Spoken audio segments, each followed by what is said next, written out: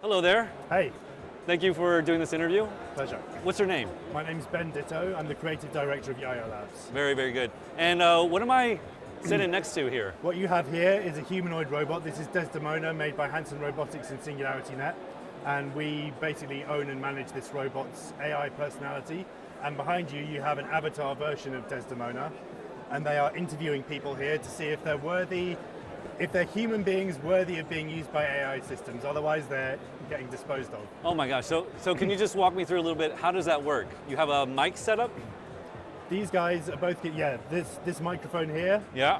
When you're going to come up, speak to the robots, they're going to ask you some questions, then they'll confer and decide if you're worthy or not. And I've heard some of the replies have been fairly brutal. Yeah, they're not pulling any punches. Has anyone succeeded? And not so far, but I think it will happen. Okay, People will get through. Very, very nice. Now, I'm not very familiar with this project that you're a part of. How does this have to do with blockchain exactly? So what it has to do with blockchain, we're developing this system that's basically, it's like a bank for all of human experience and creativity.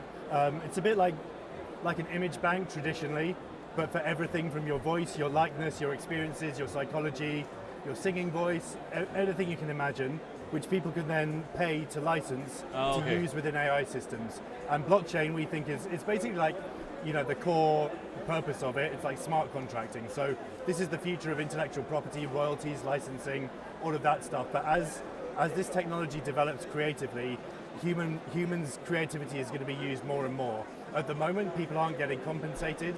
But with our system, people, the human is always going to be in the loop, and they'll always be compensated. They'll own their data, and then people can use it. Like they can use your voice or my walk, or Andres' choreography, whatever it is.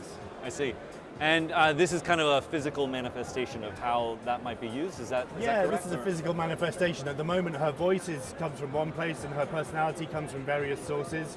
But this is basically like a place for us to prototype those ideas. Okay. That's why it's cool to have a humanoid robot. Okay, I see. Good.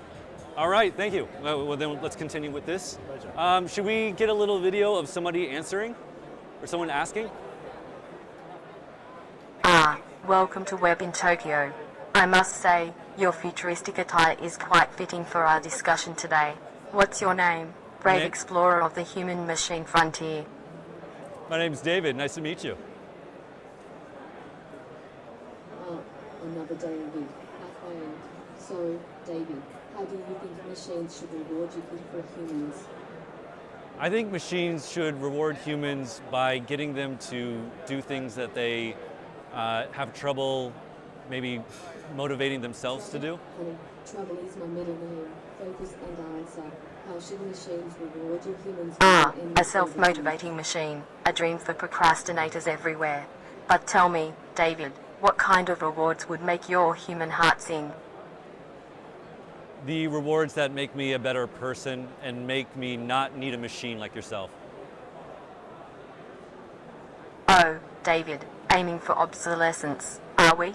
Quite the paradox, machines making themselves redundant by perfecting humanity. Yes, exactly. I think that humans should use machines to get better and then at some point not use machines. Time's up. Result, no reward. Explanation, the conversation lacked depth and creativity.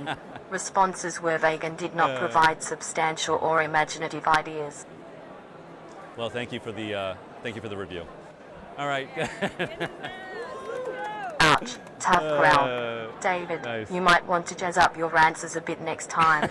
Let's try again. How would you reward She's machines not the only if they woman to helped say you that to become me, a better so. person? Thank you for that. That was awesome. I appreciate that. Sorry you didn't pass. It didn't pass.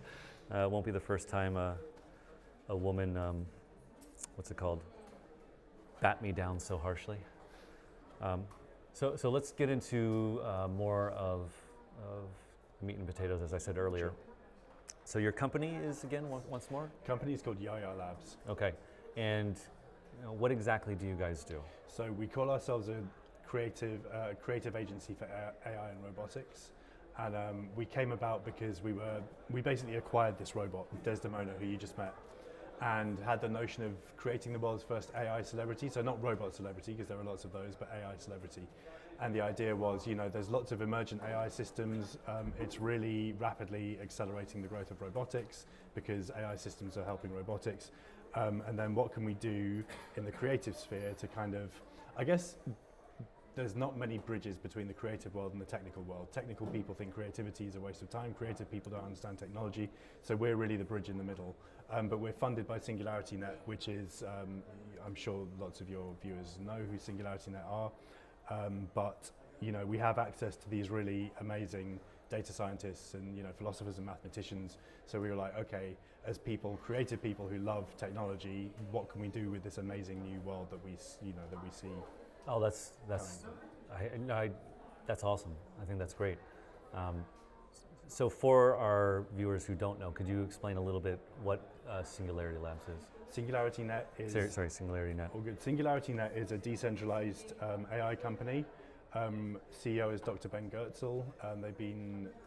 He's been working in AI since the early 90s, I believe. And yeah, they have a vision to sort of create artificial general intelligence for the benefit of all mankind. They've just merged with Ocean Protocol and Fetch and created this alliance called the Artificial Superintelligence Alliance. So those are all people sort of working with decentralized philosophy for creating the sort of future of artificial general and superintelligence through their different approaches. Very nice. And you come at it from the creative side. Yes. What were you doing before Yaya Labs? Yeah, I mean, I still am a creative director for music and fashion, luxury fashion, and I met Edwin, who's our CEO, through working with a band called the 1975. I was doing their creative direction for the album before last, and he really liked the band, messaged me on Instagram, but I'm still represented by a fashion agency, and yeah, I do Yaya Labs mostly because it's really exciting, but I still do work with musicians and fashion brands and fashion editorials. So yeah, very cool. Now, I'm not in the creative world very much, but from what I can tell from where I stand, you can tell me if I'm wrong. A lot of creatives have responded negatively to AI. Is that the case? Absolutely, and I think the reason it's very understandable. This gets to the core of what our mission is at Yaya Labs. At the core of that has been this complete disrespect for people's content. So the thing that has trained large generative AI models is basically harvesting everybody's stuff and using it for really amazing things. What you can do now with generative AI is incredible, but we have to remember that it's been trained without permission on everything from YouTube, Reddit, Google Images, whatever. So it's an amazing technology that's been made with absolutely no consideration for the people whose content it used, which is understandable to a degree because it was the Wild West. But we're basically, what's happened with the creative industries is that people are seeing what's happening and fearing for their jobs, understandably, because jobs are already changing, especially if you're a filmmaker, photographer, illustrator, especially, any of those people, are being replaced with prompt engineering. And I think, the more progressive people in the creative industries are using those as tools now, the less, and we don't have to all be progressive to be deserving of an honest living, So the less progressive people are seeing their craft being very rapidly overtaken by technology, probably faster than has ever happened before, and that's scary for people. And when you first kind of experienced AI, did you also have this kind of gut reaction? No, not at all. Really? My attitude to technology has always been, I'm a child of the 1980s and the first home computers, and my attitude to technology has always been Gen X. Don't tell anyone, it's a secret. But basically, I've always seen technology as a really amazing tool because I saw the positive effects it could have in my life, and all the things I wanted, the science fiction, all the kind of, even meeting people. Do you know what I mean? Like meeting people living in a small town in the UK was hard in the 1980s. Now you can meet people very easily, and we take this stuff for granted. So I've always seen technology as a tool, and AI. Every time I've seen a new AI tool, which is how I see them, I've just seen the potential for what you could do with it creatively. And I've seen, I'm a director, I work with teams. My teams now regularly incorporate prompt engineers and people who drive AI systems in various ways, just because in the same way that I would employ a makeup artist or a set designer. So, yeah. Yeah, I think that I agree completely with that, and I think, in the media where I am, there was a lot of stories that kind of, I think, overhyped AI as like this kind of wholesale replacement for things. But I totally agree that it's a tool, and in my writing and content creation and stuff, we use AI a lot. But it is just that is a tool, very powerful tool, but still a tool. Yeah, I think it's also important to realize that these things can output huge volumes of stuff, but that doesn't make it good. Yeah, you exactly. can generate infinite images, you can generate infinite text, that means nothing. So mediocre. Yeah, it's like so mediocre. infinite monkeys, typewriter kind of situation. I think you will always need, for things to be interesting to humans, you will need humans in the loop somewhere. And that's what Yaya Labs is. We're sort of ensuring the place of humanity within AI systems in a meaningful way for humans rather than for mega corporations or whatever. Yeah. How exactly are you delivering on this kind of vision of making sure humans are kept at the center of like AI? Our plan is to release a token which is going to fuel a ecosystem where you can basically, once you join our club, you can choose to upload various different types of attributes. So it could be your voice, it could be your face, it could be your movement style, it could be your choreography, your painting style, your photography, whatever it is. We'll then have a bank of things that people can access, essentially using our token. So if you're a film studio or a gaming studio and you wanted to have 500 NPCs in a scene, for example, you can then, we're basically making the kind of, the casting agency of the future, the image bank of the future, and we're thinking, okay, this might not quite be the case now, but very soon it will be, and how do we ensure that, we're not looking to digitize Hollywood actors, but we are looking to give everybody a chance to enter these things in interesting ways, and also generate new ways for people to, I'm not a marketing guru, but it would be interesting to have a bunch of people advocating for your game because they're in it, and that's our kind of vision for this stuff. That makes sense. Yeah, absolutely. How does that work? Like the uploading process? Like is it like to a centralized server or what is there any vetting for like quality and all this kind of stuff? Really good questions. I think there's going to be a spectrum of different types of vetting. I think one thing that we're looking to do is this project called Trauma, which is about trauma.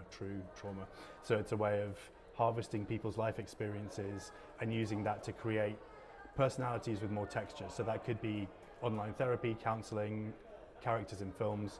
That process will be that will be an interview with either an AI psychologist or a real psychologist. But because we're a creative agency, we're turning that into a kind of a piece of performance art as well. Oh, so, cool. We might do pop-ups we're hoping to do pop-ups in various cities where you'll be able to go and upload this stuff, have the interview, a bit like the scene in Blade Runner, Yeah. Right. I think like the advantage of being the type of company we are is that we can be playful and we can treat these things like experiences as well.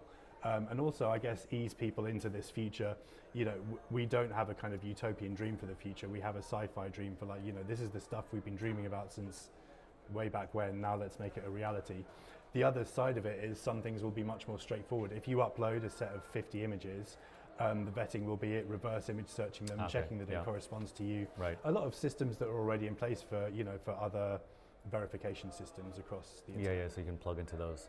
Interesting. And so the token, a little more information on this, is it EVM, Solana? What are you It's going to be, I think it's going to be based on Ethereum blockchain. I'm not the tokenomics expert, but I can say it will probably be Ethereum blockchain, and it's going to be called Yaya token. And that's probably about as technical as I can. That's Feel free to ask. No, absolutely. I find it very, very fascinating. You're the first person I've talked to about AI from the creative side. Really? Yeah. Because most of the people I talk to are on the engineering side and the data gathering side. How do you use AI in a way that makes it more creative? Because I found that when I use AI, it tends to create like mediocre results, and then it kind of makes scaffolding, and then I can use that scaffolding to make something that kind of, I don't know, has more of a spark. Yeah. I don't know, does that resonate with you at all, or how are you guys using it? Absolutely. I think that the way that, so one example of a project that we were working on last week for ASI, Artificial Superintelligence Alliance, we built them we did their visual branding. So, we've designed their logo and everything like that. And we thought, okay, they're going to need lots of imagery. And this is an artificial intelligence company. So we built them a pipeline using Stable Diffusion and a table of prompts. And then I sat there with a prompt engineer and we really just talked and found images, from my library and their library that we liked and used those as bases and, trained some LoRa's and just had it as like a creative conversation. But it was no different to how we would have done that 20 years ago with a pen. It was just that we were using these new systems. Yeah. What we will then hand over to the client is, we'll install Stable Diffusion, give them this table and say, if you want to create an image for connections for a tweet or whatever they're called now, then you can use this prompt and it will give you something. But we've worked, we're creative people with, I hope, a good sense of aesthetics. So when you press the button, whatever you get, it will be good. Oh, that's so cool. You see what I mean? So yeah, that's awesome. That's how I see it working. Yeah. That's so cool. I'm curious if you are going to a client that has never had experience with AI, do you get pushback on that?